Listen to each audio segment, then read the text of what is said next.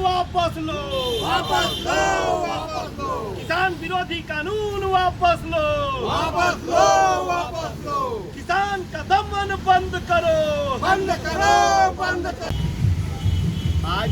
बनारस के किसान धरना पे बैठे हुए हैं और इस आक्रोश में धरना पे बैठे हैं कि जो किसान विरोधी जो केंद्र सरकार ने कानून लाया है, 3 कानून लाया है, उस कानून के विरोध में जो किसान दिल्ली जा रहे थे उनके ऊपर जिस तरह से कल दमनात्मक कार्रवाई हुई है, वो दमनात्मक कार्रवाई कहीं ना कहीं इस देश के आम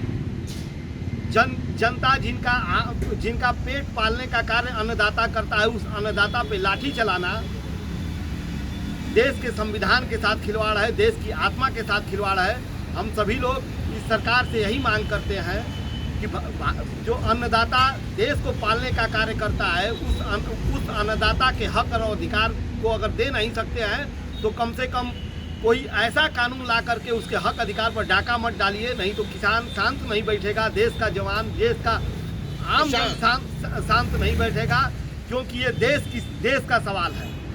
जिस तरह से इस कानून में प्रावधान लाया गया है कि न्यूनतम समर्थन मूल्य का कोई भी जिक्र नहीं है, तो कहीं ना कहीं किसानों के साथ इसमें धोखा है इस कानून में। फिर जिस तरह से आवश्यक वस्तु के भंडारण पे जो प्रतिबंध था वो हटा लिया गया है, तो उस प्रतिबंध को हटाने से कहीं ना कहीं बहुराष्ट्रीय कंपनियों को खुली छूट दी जा रही है सरकार के द्वारा कि हमारे देश के जो छोटे छोटे जो व्यापारी हैं उनको वो सरवाइव न कर पाए, और बड़े बड़े या तो कुछ गिने चुने पूंजीपतियों के लिए ये कानून लाया गया है या तो बहुराष्ट्रीय कंपनियों के लिए लाया गया है। इससे न देश के किसान को फायदा है, न इससे देश के व्यापारी को फायदा है, न इससे देश की आम जनता को फायदा है। इसलिए पूरा देश आज किसानों के साथ खड़ा है और हम लोग बनारस से आज यही मांग करते हैं कि नरेंद्र मोदी जी और भारतीय जनता पार्टी की सरकार जो कहती थी कि बहुत हुआ किसानों पे अत्याचार, अब की बार मोदी सरकार, तो दूसरी बार मोदी सरकार आने के बाद भी अगर किसानों के हक अधिकार पे डाका डाला जाएगा तो किसान शांत नहीं बैठेगा। किसान जिस तरह से कल सड़क पे